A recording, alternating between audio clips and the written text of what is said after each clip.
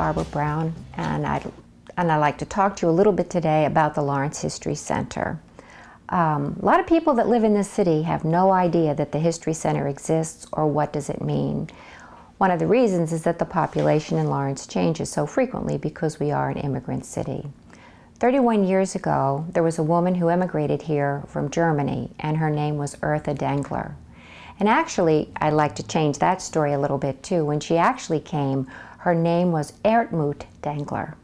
And when she became an American citizen, she wanted to take an American name. And Eartha Kitt was a performing artist at the time, and Eartha thought, well, that was close enough to her own name. So she changed her name from Ertmut, which meant Earth Mother in German, to Eartha. And that's how she got to be named Eartha Dengler. Eartha moved to Lawrence and started to work at the Textile Museum in North Andover, and also at the Public Library in Andover. And people that had accents would speak to Eartha and say, well, where are you from? And she would start to tell her story, and they would tell her their story. And she would say, well, where do you go research your own history? And they said, there is no place to research this history.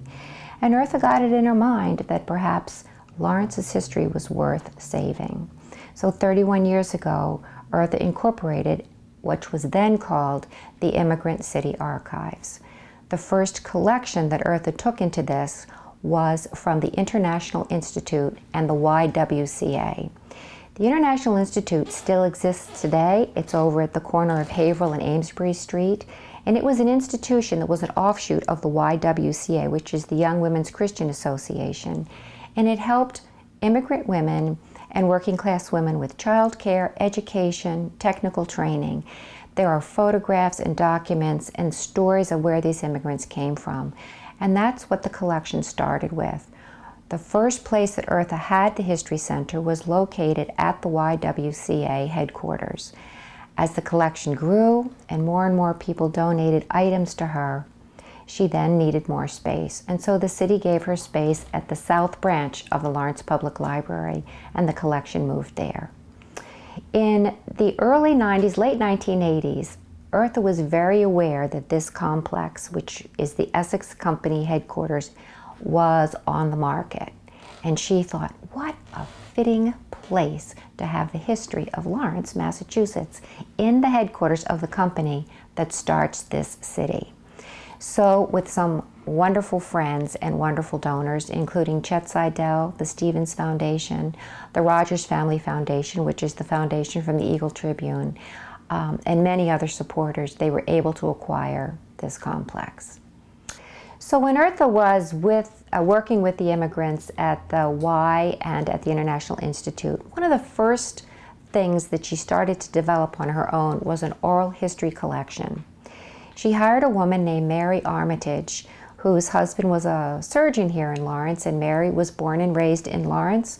Her father worked, actually he was the editor of the Eagle Tribune, and they couldn't have been more diverse. Here was Mary Armitage, a Laurentian, spoke impeccable English, and here was this German immigrant who, a lot of people had a difficult time understanding Eartha's German accent, and these two women got together and they took training in oral histories, and they started to document the working class people.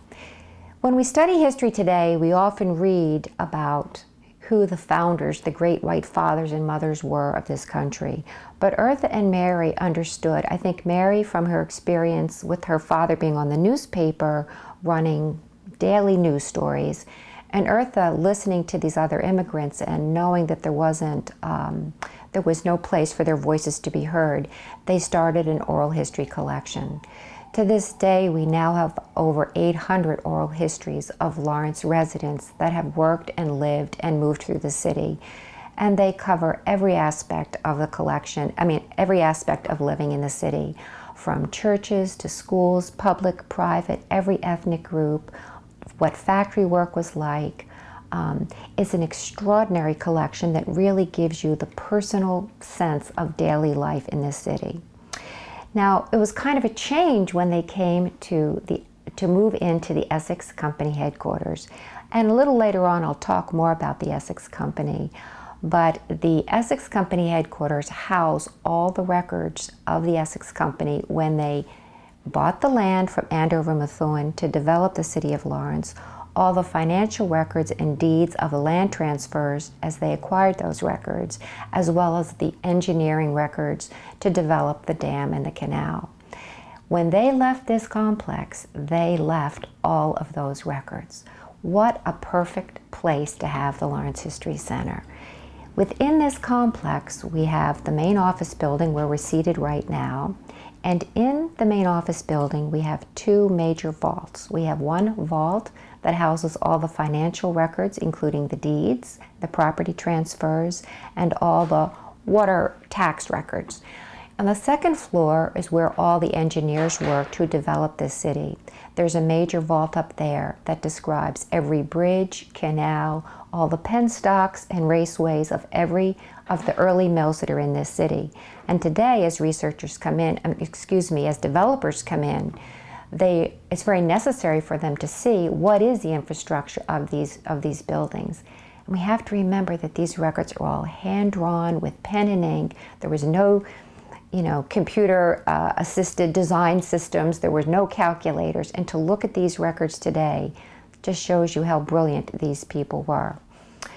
Also within this compound, so it wasn't just the office building, the compound also includes the carpenter shop, a blacksmith shop, a stable, and a warehouse. And again, when the Essex Company left, they left all their carpenter tools. We have all the fixtures. We have templates for everything they built, from the canal gates to the metal work that they used to repair the canal, the dam, and all the raceways and penstocks, because they controlled the water. It is a real snapshot in time to go back to 1845 when that company started until they left in the latter part of the 20th century. And this whole compound is enclosed with a large brick wall. And when I say most people don't know that the History Center is here, everyone thinks of it as this commercial space that's walled off from the community by this scary brick wall. And what Eartha has tried to do is build the collection, and what we've tried to do in the 21st century is to encourage the community to come into this site. Because I don't think most people can believe that in this city you look at these small buildings, that out of these buildings were built these massive mill buildings and this incredibly planned city of Lawrence. As the organization grew, it was Eartha and Mary and another Laurentian, a young man named Ken Skulski, and they published books about Lawrence. They sold photographs to all types of documentarians and movie makers around the world, and we have photographs in many places.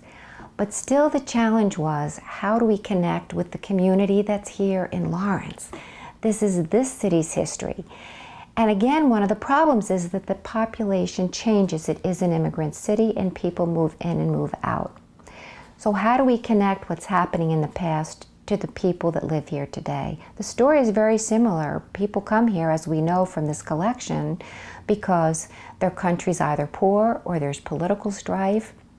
They don't want to be conscripted into an army, and so they come to the United States. And the people that come today, if you think of the current immigrants from Haiti or from the Dominican Republic or from other Central American countries, they also came to get a better life for themselves. So we are collecting those stories today, although we don't think of that as history because it's current events. 20 years from now, that's the history that people are going to be looking at.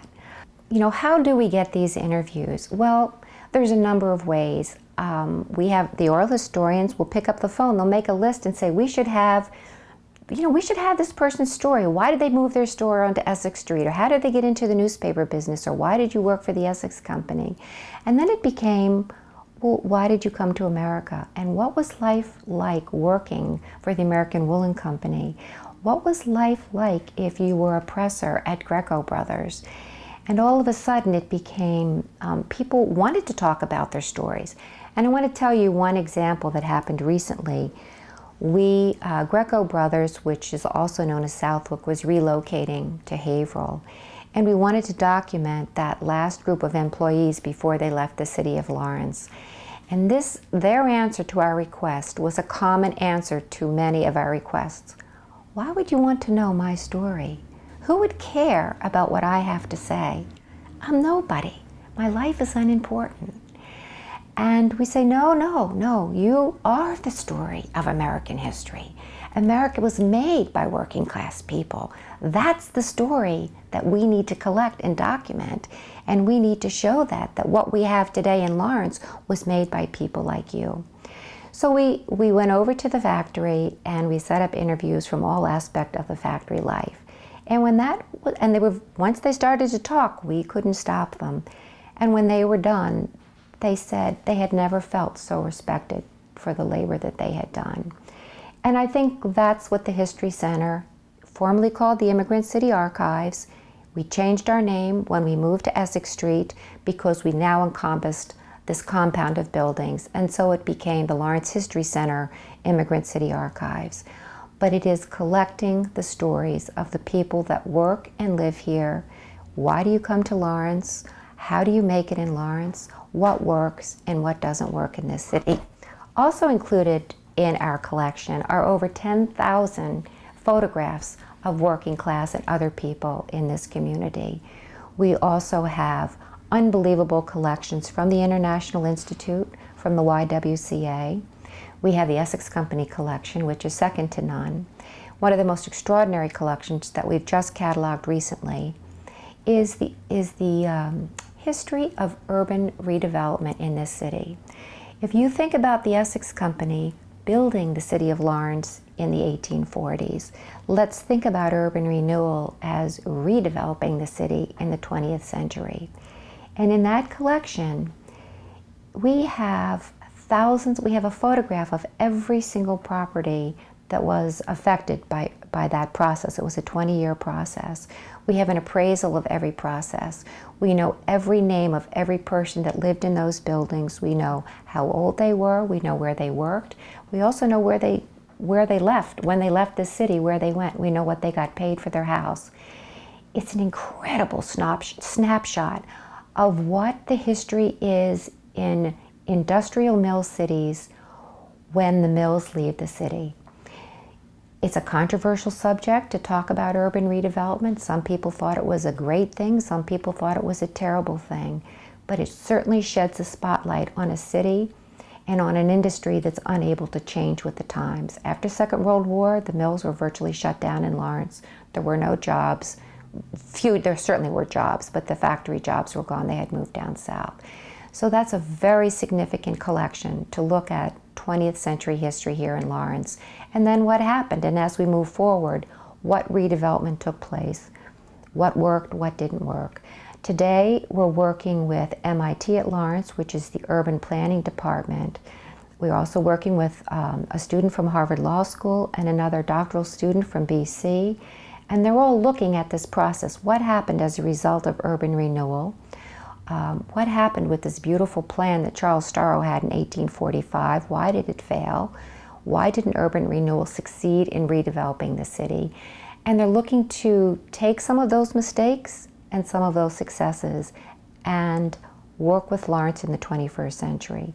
And so much of that research is done here at the History Center. We do have artifacts, we do collect trinkets, but we really are an archive to collect documents and stories and history. There's not one person's story and there's not one topic that we're more interested in. We're interested in everything. And you just never know. You think like, let me give another example. Somebody came in the other day and they said, I'm interested in this particular building. Do you know who lived there? Well, that building happened to be a bakery company. Well, now, how many bakeries were there in Lawrence? And so, well, we had some documents from that family. Well, look at these invoices. Well, isn't that amazing? What was the cost of living when these people were doing business here? Where did they get their flour? So coming in and looking at one small business collection raises all types of other questions. We're not a blending library. You don't come in here and say, I want a book on such and such a topic. This is a research facility. If you come and ask us the questions, we will pull as many collections as we have, and you'd be amazed at the nuanced answer that can be found here at the History Center. Another young man that volunteered for us years ago now teaches in North Andover, and he's very interested in baseball of the 19th century. And he emailed me today and he wanted to know, Barbara, how did the people get to the baseball fields in Lawrence? I mean, some of these are pretty far apart. Do you have any copies of railroad tracks that ran through Lawrence and trolleys? Well, as a matter of fact, we do, not only from the Essex Company, but from other people that have given us books. So here's a kid who's looking at baseball, and he's going to end up really looking at public transportation in the city of Lawrence. It's really pretty extraordinary. Now, some people might say to us, what do you do with all that stuff? I mean, what do you keep it for? I mean, is it just to be stored in those buildings for prosperity? And the answer to that is no. We have users from around the world. People contact us through our website, www.lawrencehistory.org. People call us on the phone. People use snail mail. I would say the biggest topic is family history, people that are doing genealogy, but it often leads them onto different topics. The second biggest topic would be the strike of 1912, also known as the Bread and Roses strike. We have a tremendous collection on labor, but particularly on the strike of 1912, from an extraordinary photograph collection, the congressional record documents that talk about that, scrapbooks that people kept during the strike, artifacts from the strike, oral histories of people who either participated or were children of participants in the strike. It's an extraordinary collection. Some of the other things, we also work with publishers, writers, filmmakers, documentarians. Currently, there's a labor exhibit, the history of labor in the Commonwealth of Massachusetts, that is down at the Massachusetts Museum at Columbia Point, and they used quite a few images from our collection to document labor in the 20th century. We just had a labor union. Largely, labor unions today don't deal with manufacturing, they deal with food and hospitality industries, and we had a slideshow recently, and this gentleman wants to use the slides from the Greco brothers in Southwick and manufacturing clothing to show people that there is still manufacturing taking place in America. Some of the other great programs that we do on a regular basis, we run a summer camp for children here in Lawrence. And each year we pick a different topic, a different theme in Lawrence. This year the children will be studying Essex Street. They're going to survey Essex Street, what exists there today, and then they're going to take a walk through time. They're going to identify photographs and use the city directories to find out who was in those buildings and what were they used. Did it change? Did the use change over time? Did the ethnicity change over time? A second project that we're doing with school children is to have them collect the oral histories from their families. Now, their relatives, their grandparents, usually don't speak English. We want the children to interview their grandparents in their native language, whether it be Spanish, French, Creole. Then we want them to translate them as a part of their curriculum to learn how to read and write their native language, their Spanish, correctly, and then translate it into English for us so that we can use it here, and then upload it on the website and link it to their home countries. Now we see this connection with the students, that their family's history is the history of Lawrence, and then they connect it to the Dominican Republic or to Haiti or Honduras or Nicaragua, wherever they come from. We think it makes history relevant. It's just not words in a book. Another wonderful program that we do every year is the Dengler Award Dinner. This was the 11th year we had this year. This year we honored Juan and Lou Yepes, which are sons of Ecuadorian immigrants that have bought several mills in Lawrence, and instead of tearing them down, are preserving the mill buildings and reusing them for 21st century uses. This is like what I call the pep rally for Lawrence. It's like everything that's good that happens in Lawrence. We all read the newspaper and we all get discouraged about what we read in the newspaper. And we're trying to say that's not what Lawrence is about. And so by running the summer camp, by having programs for scholars, for researchers, for having volunteer training programs, for running the Dengler Dinner, we have genealogy every month where we bring speakers in from around New England to come and speak to people. And it isn't just how do you find your family through the city directories and the census, but we had a forensic photographic genealogists who came in. You have a family photo that you can't identify. How do you use forensics and figure out who's in that picture?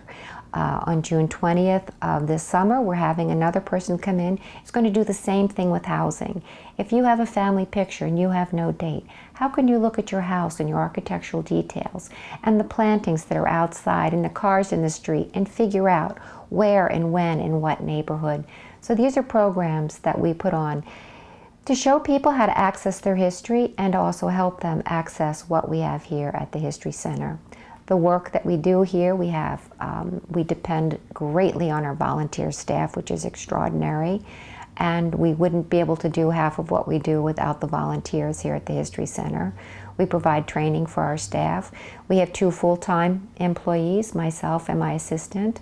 We have an oral historian who works 1 day a week, and another audio technologist who's just joined the staff, so that our oral histories will now become available on the website so people can access them around the world.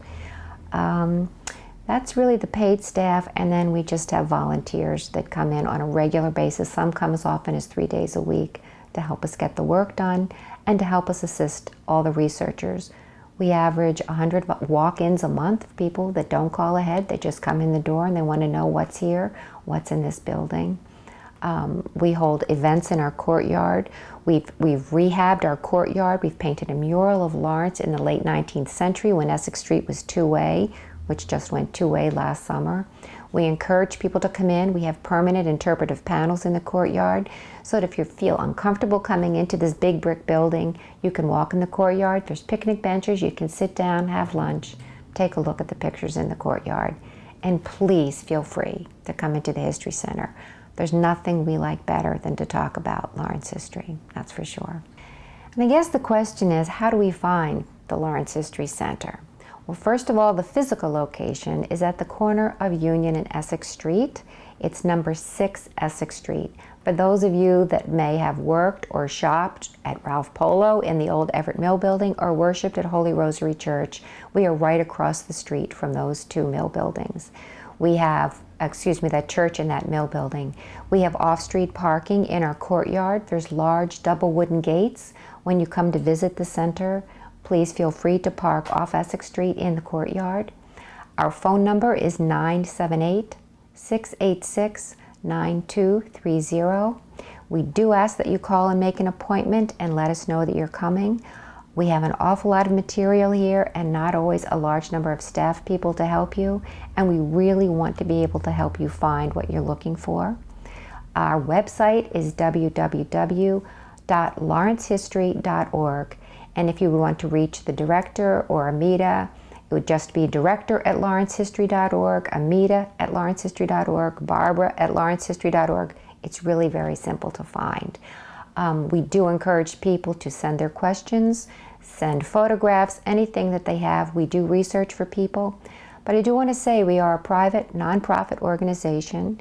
We are not funded by the city. We are not funded by any other group. Every year we raise the money to preserve this incredible collection of Lawrence history and to pay our staff to keep these doors open. So we do ask that people become members when they come to do research here. And we are incredibly grateful for the hundreds of members that we have and for the very important foundations that help support and truly believe in this great story of Lawrence. It's an underutilized story, and I would argue that the more people know about it, the better Lawrence is going to appear to everybody around the world. In the beginning of my conversation, I mentioned the Essex Company and that we're located in the Essex Company compound. The next time, I hope you'll join us when I talk about who is the Essex Company, who were those people, and what exactly did they have to do with Lawrence history. Thank you.